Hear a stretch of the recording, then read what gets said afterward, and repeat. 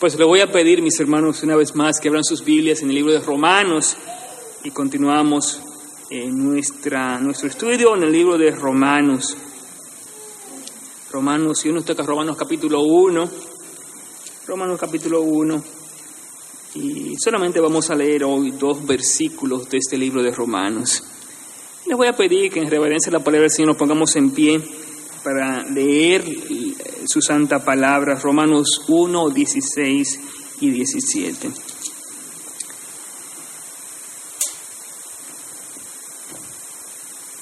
Leo en el nombre del Padre, del Hijo y del Espíritu Santo. Porque no me avergüenzo del Evangelio, porque es poder de Dios para salvación de todo aquel que cree, al judío primeramente y también al griego. Porque en el Evangelio la justicia de Dios se revela por fe y para fe, como está escrito: mas el justo por la fe vivirá. Padre eterno, te alabamos. Te damos gracias porque hemos tenido la oportunidad de adorarte con cánticos de regocijo. Y ahora, Padre, llegamos ante tu presencia, rogándote que nos dirijas en el mensaje de esta hora. Qué maravilloso es saber de ese poderoso evangelio. El poder de ese evangelio que viene a través de ti, Padre. Ese poder que trae salvación. Y te rogamos en esta hora, Padre mío, que de una manera especial, Padre mío, nosotros podamos comprender lo que tú quieres hablarnos. Oh Señor, dirígenos, Padre Santo, que las palabras que salgan de mi boca como la meditación en cada corazón sean para tu gloria, de tu agrado, y que por medio de esa glorificación a tu santo nombre nosotros salgamos edificados. Te lo rogamos en el dulce nombre de Jesús. Amén. Pues mis hermanos, es uno de los pasajes bíblicos que se ha considerado esenciales en todo el corazón del libro de Romanos. De hecho, en estos 2 versículos nosotros encontramos el tema central de todo el libro de Romanos, de estos 16 capítulos de Romanos. Estos 2 versículos hicieron un cambio tremendo en la vida del monje Martín Lutero. Y en el día de hoy, mis hermanos, yo quiero hablarles de 2 cosas importantes. Y el tema de hoy, como les digo, cada mensaje estamos hablando del poder de Dios. Pero hoy vamos a hablar de que el Evangelio es el poder de Dios para salvación. ¿Recuerdan que el primer mensaje hablamos del poder de Dios en el llamado que Él nos hace? El segundo mensaje fue sobre el poder de Dios cuando tenemos el deseo de trabajar. Hoy hablaremos del poder del Evangelio, el poder de Dios en ese Evangelio que trae salvación. El poder de Dios en el Evangelio que trae salvación. Y yo quiero que pensemos en 2 cosas, porque vamos a estar hablando en el versículo 16 de una cosa, el versículo 17 de otra. El versículo 16 vamos a estar hablando de la causa, esa causa que trae salvación, de ese poder de Dios que trae salvación. Pero cuando esa salvación llega, hay una consecuencia. En el versículo 17 vamos a hablar de esa consecuencia de la salvación. Y Pablo comienza con esta declaración, y es una declaración gloriosa. Él dice: yo no me avergüenzo del Evangelio. Entonces él da la razón por la cual no se avergüenza del Evangelio. Pero vamos a detener una primera frase. Dice: yo no me avergüenzo del Evangelio. Y yo quiero, mis hermanos, que nosotros meditemos en la palabra vergüenza, porque yo pienso que hay 2 tipos de vergüenzas que nosotros los cristianos y que todo el mundo experimenta. Yo diría que el primer tipo de vergüenza es la vergüenza, lo que yo llamo la vergüenza moral o la vergüenza que es debido al pecado. Hermanos, cuando nosotros pecamos, tenemos vergüenza. Y uno de los ejemplos es el libro de Génesis. Cuando Adán y Eva pecaron, hubo una vergüenza moral. Ellos sabían que estaban desnudos. Ellos tenían vergüenza debido al pecado. Hermanos, y cada vez que nosotros pecamos, hay esa vergüenza. No queremos ser descubiertos. La vergüenza es tan fuerte, mis hermanos, especialmente cuando decimos que somos cristianos y no vivimos como cristianos. Hay una vergüenza grande. Y vemos el caso de David cuando pecó. Una vergüenza por lo que hizo, escondió su pecado. Pero eso es lo que yo llamo la vergüenza moral, la vergüenza debido a nuestro pecado. Hermanos, si estamos haciendo lo malo ante el Señor y pensamos como que nadie nos está mirando y de buena primera se descubren hazañas que hemos hecho, eso trae vergüenza, no solo a nosotros, pero a toda la comunidad. Trae vergüenza, mis hermanos. Ese es el primer tipo de vergüenza. Pero hay un segundo tipo de vergüenza, y esto es la vergüenza que viene por ser menospreciados, por ser burlados. Y esta es la vergüenza que Pablo está hablando aquí, la vergüenza de ser menospreciados. Pablo quiere ir a Roma, una ciudad grande, la capital del Imperio Romano. Y en esa capital había un montón de intelectuales, había, una serie de personas, ¿verdad?, de alta estatura. Y Pablo dice, yo no me avergüenzo del Evangelio. Yo no me avergüenzo del Evangelio. Yo recuerdo, mis hermanos, cuando era joven, cuando en mi tiempo de adolescencia, que primeramente conocí el Evangelio. Yo recuerdo que cuando yo iba a la escuela, a mí no me gustaba que la gente supiera que yo era cristiano, y muchos de los cristianos también teníamos miedo, porque la gente se burlaba de los que eran cristianos en aquel entonces. La mayoría de las personas pensaban que los cristianos eran personas que no tenían ninguna cultura, así que muchos cristianos se avergonzaban de ser cristianos. No sé si eso le ha pasado a usted alguna vez. A veces en el trabajo usted no quiere que la gente sepa que usted es cristiano, le da una vergüenza ser cristiano.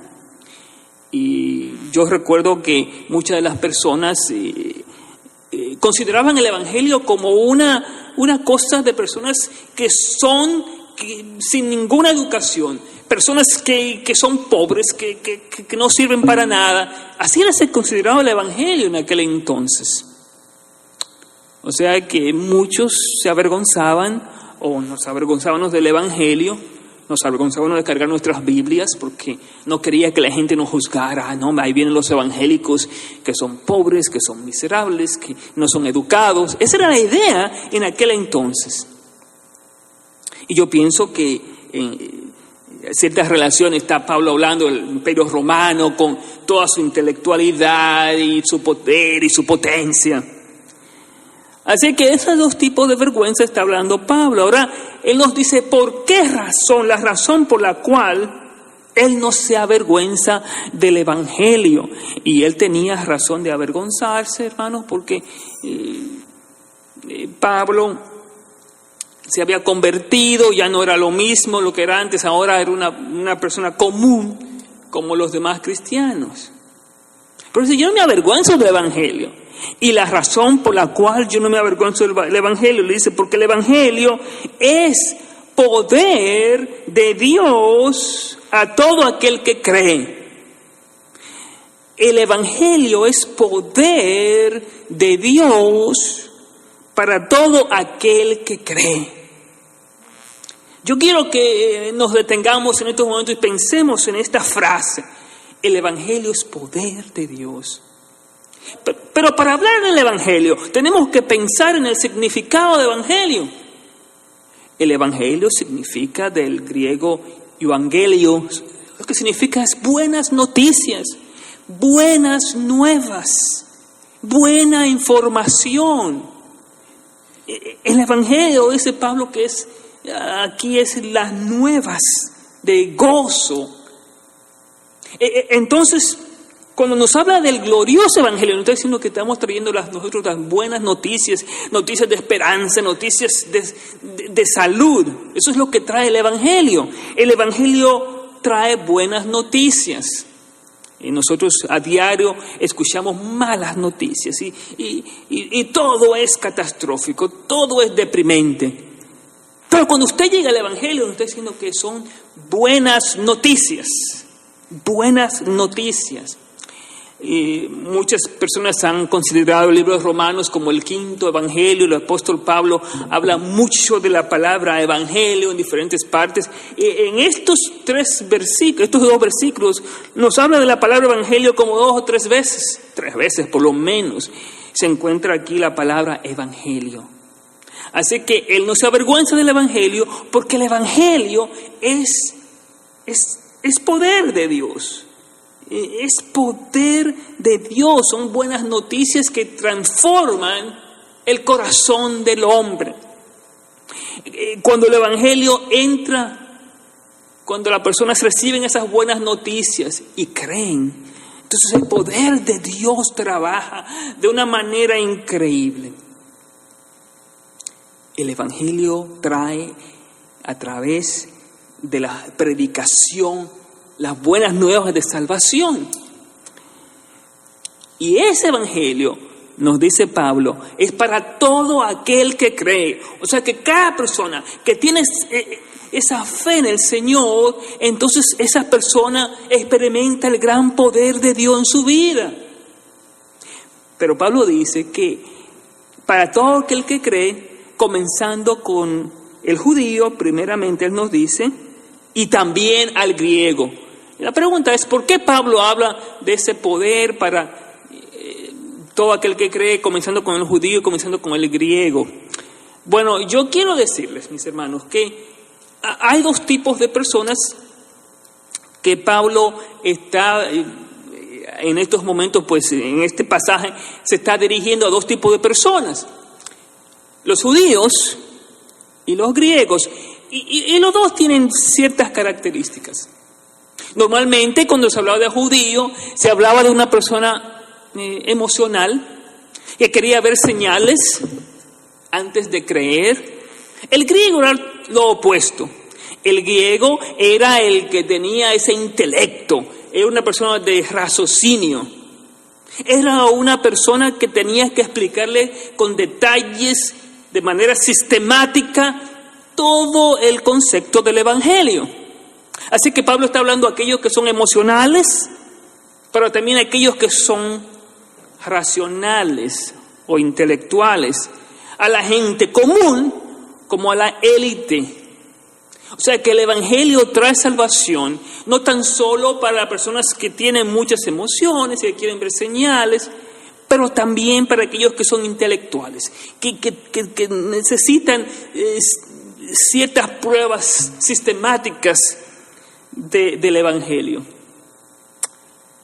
Y es interesante que en el libro de 1 Corintios Pablo nos dice la misma cosa, y él dice que los judíos buscan sabiduría, los griegos buscan sabiduría, pero los judíos buscan señal. Pero dice Pablo, pero el evangelio es poder de Dios. Nosotros no venimos hablándole de sabiduría humana, pero de un poder más allá de lo que ustedes pueden imaginar. Es el poder que viene de Dios a través del evangelio. Y hermanos, yo he podido notar eso a través de los años, cómo es que el evangelio toca los corazones de personas que son simples, que no tienen nada de educación, que son emocionales, pero también de gente intelectuales, de gente que son poderosas, que uno nunca pensaba que iban a ser cristianos.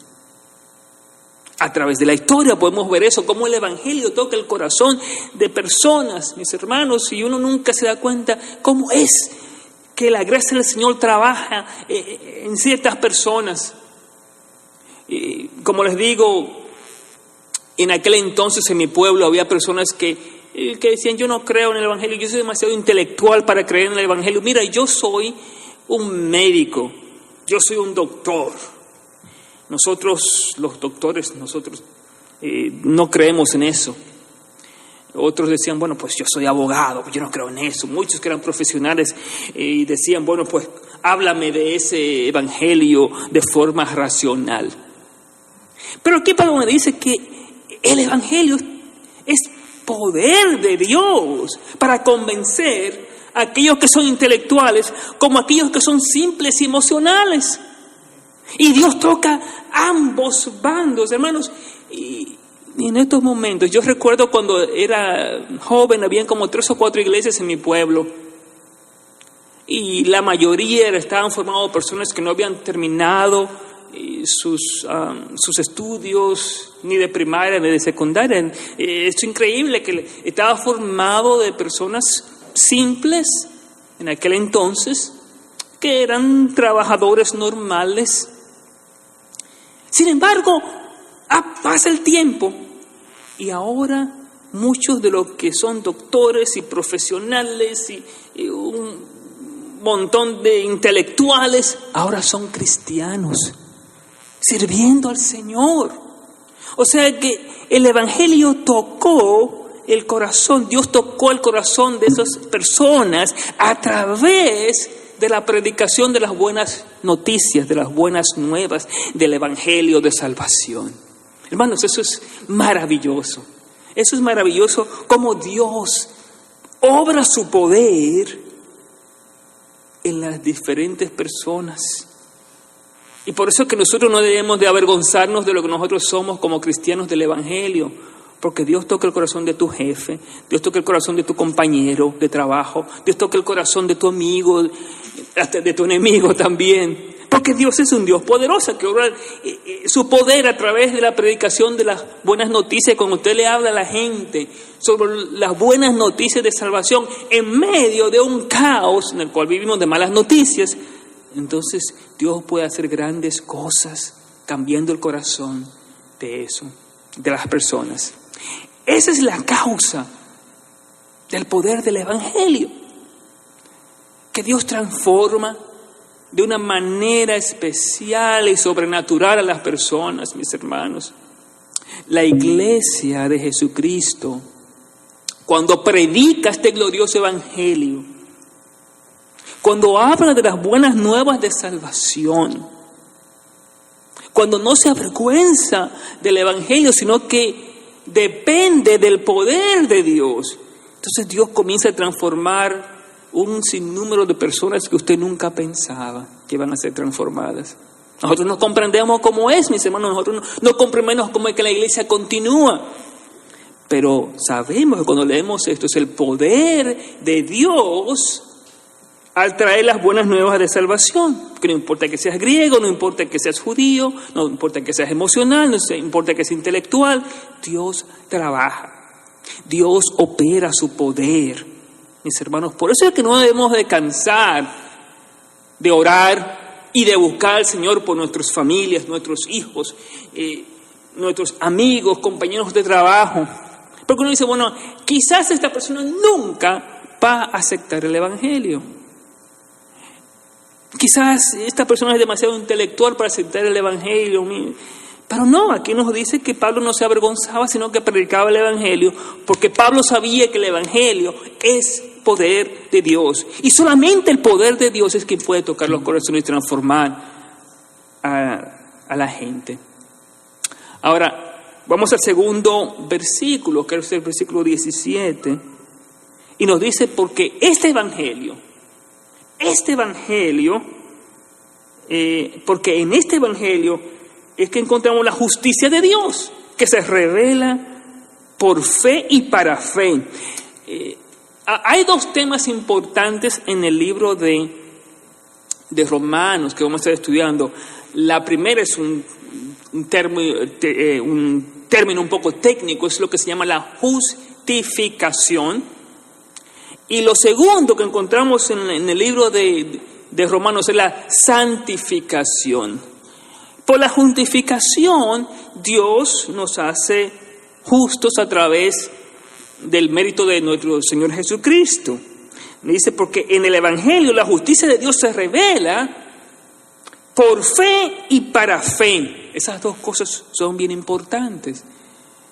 Hermanos, cuando el poder de Dios a través de su Evangelio toca el corazón, cambia el judío, cambia el griego, entonces de allí ese Evangelio revela la justicia de Dios en el corazón del hombre que ha sido cambiado, que ha sido regenerado. Eso significa, mis hermanos, que Dios en su gracia nos hace a nosotros justos. Nosotros somos malos, somos pecadores, pero por medio del Evangelio de Jesucristo, Dios revela esa justicia. La justicia divina, aquí nos dice que es revelada por fe. Pero mire cómo dice, es revelada por fe, o sea que conseguimos, mis hermanos, esa justicia a través de la fe, de creer, como lo dice aquí, la salvación para todo aquel que cree. Y cuando usted cree, entonces viene la justicia de Dios. Pero esa justicia de Dios que viene por fe es para que usted viva por esa fe. Hermanos, esto es bien importante porque nosotros los cristianos nos olvidamos de que tenemos algo grande, un poder grande que comienza por la fe cuando creemos, pero tenemos que vivir por esa fe. Yo quiero que nosotros podamos meditar en estas dos palabras porque para nosotros como cristianos hay dos cosas importantes. Creemos en Dios cuando le aceptamos, pero es para que nosotros vivamos por fe. Y muchas veces nosotros creemos, pero no sabemos las grandes cosas que nosotros tenemos porque no vivimos por fe.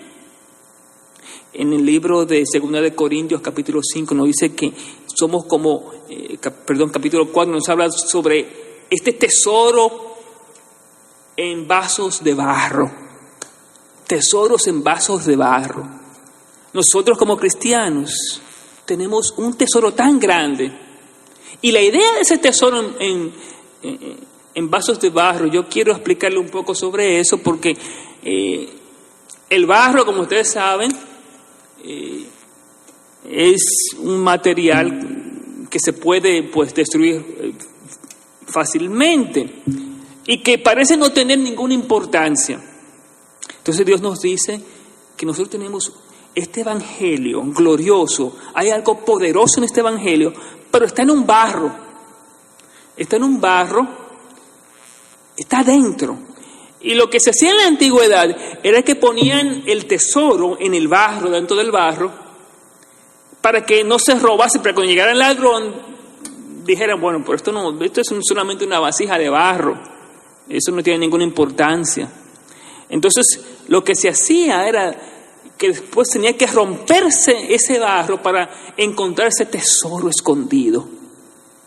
Entonces, eso es como las alcancías que teníamos anteriormente, que usted echaba moneda en las alcancías y para tener el total tenía que romper la alcancía. Esa es la idea aquí. Entonces, aquí nos está diciendo que por esa fe, por la fe que tenemos de creer en Jesucristo y de vivir por fe, es que podemos ver ese gran poder que Dios quiere mostrarnos. Porque vivimos por fe y para fe. Por fe y para fe. Y nos dice más adelante que el justo por la fe vivirá. La fe en Jesucristo. La fe en el glorioso Señor Jesucristo. Mi hermano, nosotros no sabemos el gran tesoro que tenemos como cristianos. Esta segunda parte, la consecuencia, tiene que ver con Dios obrando su justicia en nuestras vidas, pero haciéndonos santos. Hermanos, cuando nosotros vivimos en esa fe en Jesucristo, cuando vivimos en la justificación y en la santificación, entonces nosotros podemos ver ese gran poder que Dios obra a través del Evangelio. Hermanos, muchas veces uno se preocupa por las cosas de la vida. Dese cuenta que cada vez que usted se preocupa, cada vez que usted se aflige, cada vez que usted pierde la cabeza, examine su fe. Examine qué tanta confianza usted tiene en el Señor. Examine su fe. Cada vez que usted se encuentra desalentado, ¿qué tanta fe usted tiene en el Señor? El poder del Evangelio, mis hermanos, el poder de Dios en el Evangelio está en estas dos cosas, estos dos versículos. El primero es que Dios obra su poder. Yo no me avergonzo del Evangelio porque es el poder de Dios para traer salvación a cualquier tipo de persona. Pero una vez que esa salvación está operada en mi vida, entonces yo tengo que vivir de acuerdo a la justificación, a la justicia de Dios y a la santificación. Y eso significa que tengo que vivir por fe, porque he aceptado al Señor, y para fe. Esto, mis hermanos, estos versículos cambian totalmente la visión de nuestras vidas. Y yo quiero que prestemos atención en eso, mis hermanos. Cuando vivimos por fe y para fe, en el gozo de la justificación y la santificación, entonces vivimos confiando de que Dios va a operar a cada momento, de que Dios va a hacer su obra maravillosa porque somos salvos por medio de Jesucristo, por la gracia del Señor, por medio de la fe. Hermanos, yo quiero que ustedes mediten eso en cada ámbito de su vida.